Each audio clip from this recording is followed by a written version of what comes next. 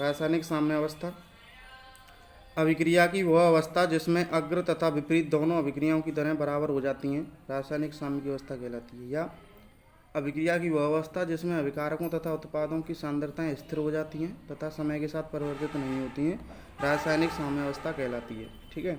साम्यावस्था में आने पर अभिक्रिया रुकती नहीं है, निरंतर दोनों दिशाओं में चलती रहती है, इसलिए साम्यावस्था गतिक साम्यावस्था होती है।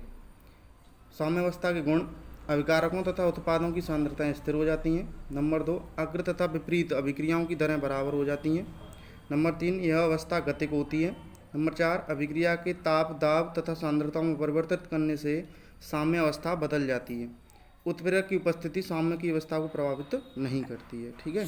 उसके बाद द्रव्य अनुपाती क्रिया का नियम। तो द्रव्य अनुपाती क्रिया का नियम: इस नियमानुसार स्थिर ताप पर किसी पदार्थ की अभिक्रिया करने की दर उसके सक्रिय द्रव्यमान के समानुपाती होती है तथा किसी रासायनिक अभिक्रिया की दर अभिकारी पदार्थों के सक्रिय द्रव्यमानों के गुणनफल के समानुपाती होती है। यानी एक पदार्थ होगा अभिक्रिया में तो उसकी दर जो अभिक्रिया की है, पदार्थ की अभिक्रिया दर जो होगी वो उसके सक्रिय द्रव्यमान के समानुपाती, और संपूर्ण जो अभिक्रिया होगी उसकी दर होगी उनके अभिकारी जो पदार्थ हैं उनके सक्रिय द्रव्यमानों के गुणनफल के। ठीक है। तो देखो, सक्रिय द्रव्यमान किसी पदार्थ की मोलर सांद्रता को उसकी सक्रिय द्रव्यमान कहते हैं। यानी मोलर सांद्रता जो होती है किसी विलयन के एकांक आयतन में उपस्थित पदार्थ के मोलों की संख्या पदार्थ की मोलर सांद्रता कहलाती है। तो सक्रिय द्रव्यमान बराबर मोलर सांद्रता इक्वल टू पदार्थ के मोलों की संख्या अपॉन आयतन लीटर में। ठीक है।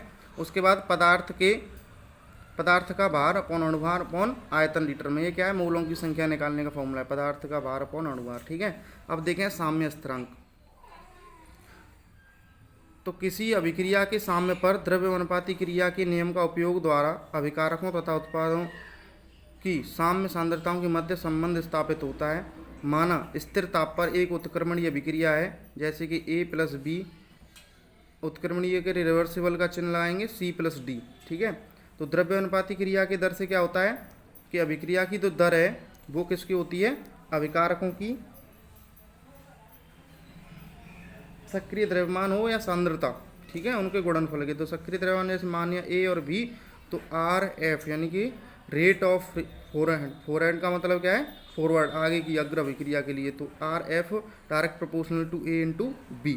उसके बाद फिर आता है आपका ये RF इक्वल टू, यानी उसको हटाएंगे प्रोपोर्शनल को, तो वहाँ पर आ जाएगा KF, और KF बराबर क्या आ जाएगा? A इंटू B, जहाँ KF अग्र अभिक्रिया का वेग स्थिरांक है। ठीक है।